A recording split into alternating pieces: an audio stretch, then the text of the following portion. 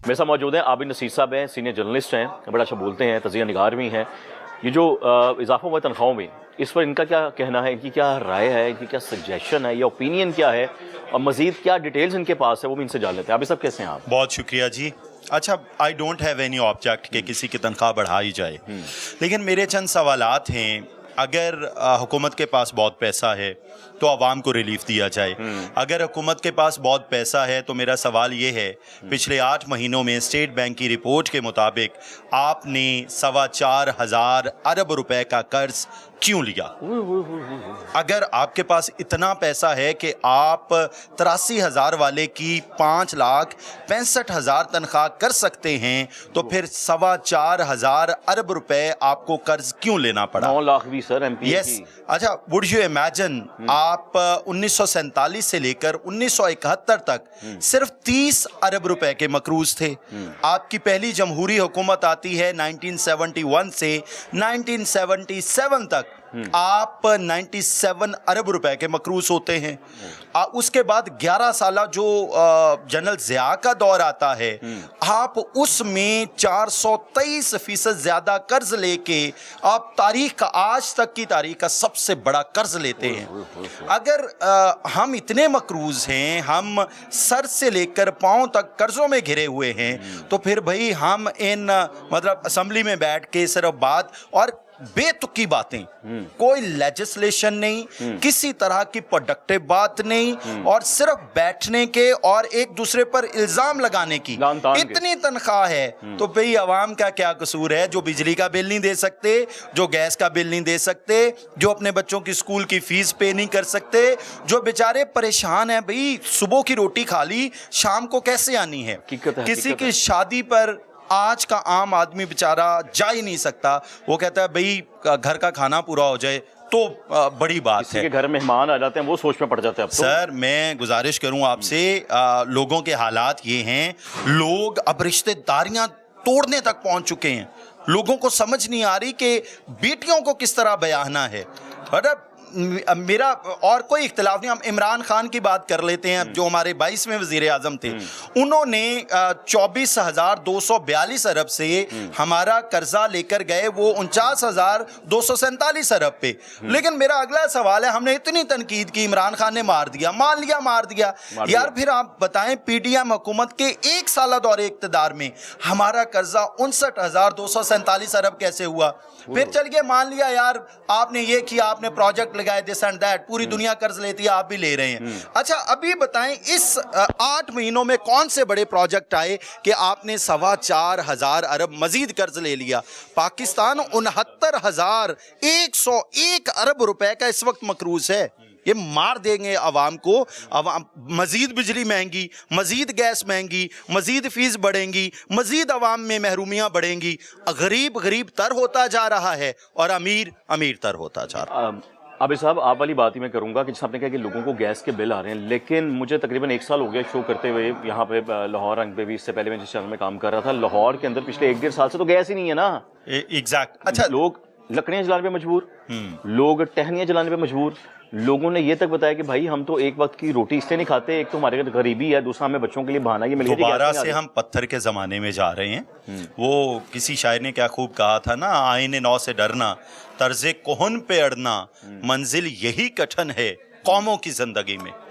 हम बार बार एक दूसरे को सियासी तौर पे हराने की तो बहुत कोशिश करते हैं। हाँ जी। और ये इतने कर्ज ले के सिर्फ अगर हमने मुखालिफिन को हराना है तो भाई हम खुद हार जाएंगे, बीइंग अ नेशन हार जाएंगे। यानी हम सियासतदान रह गए हैं, हम अवामी नुमाइंदे नहीं रहे। अवामी नुमाइंदे झूठ है, फ्रॉड है, धोखा है, ठगी है। अवाम मर गई है। अवाम की किसने बात की है अभी तक?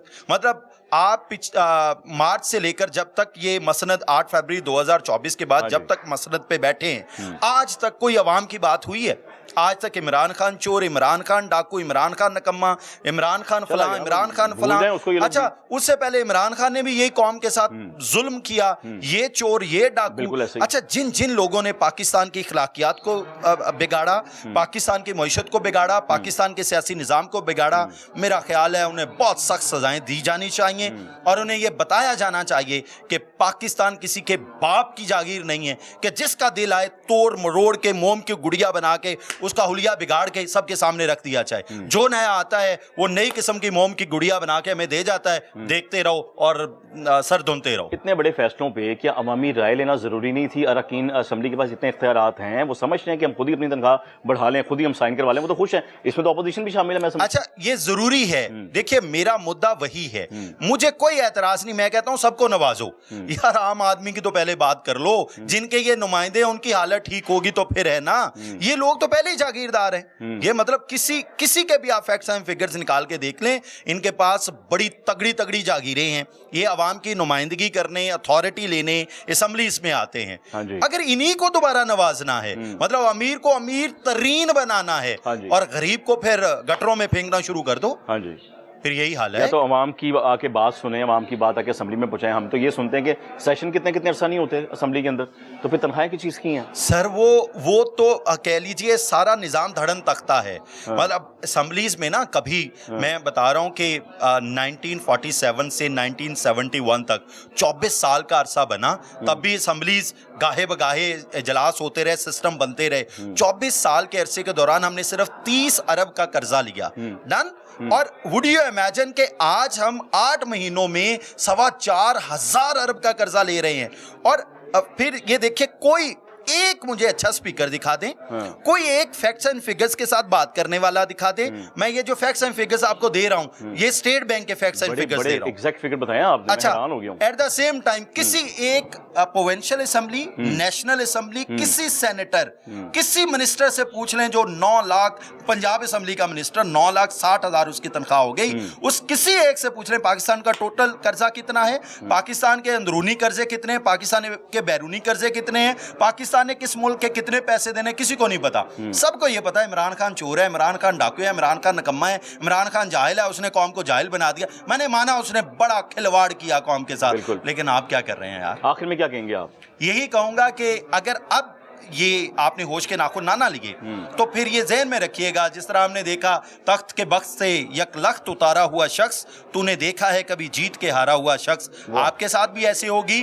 आपको भी सियासी इंतकाम का निशाना बनाया जाएगा। इसलिए अभी होश के नाखून ले लीजिए और इस सिस्टम को सीधी करने के लिए, इस सिस्टम को सीधा करने के लिए अपना किरदार अदा कीजिए।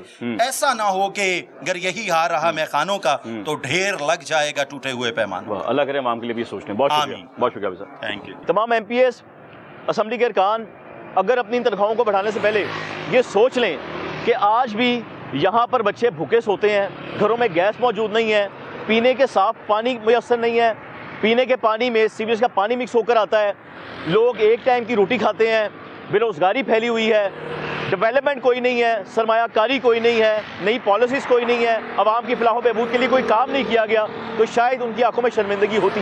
एक बार भी ये सोचा नहीं गया कि पाकिस्तान जो इस वक्त कितने अरबों रुपए का मकरूज़ है, IMF से हम लोग कर्जा ले रहे हैं और उसके बावजूद हम लोग अपनी तनख्वाहों को बढ़ा रहे हैं, और फिर हज़ारों में नहीं, चंद तनख्वाहें नहीं बल्कि लाखों में। अगर 76,000 तनख्वाह है, 75,000 तनख्वाह है, तो उन्हें लाखों में ले गए हैं।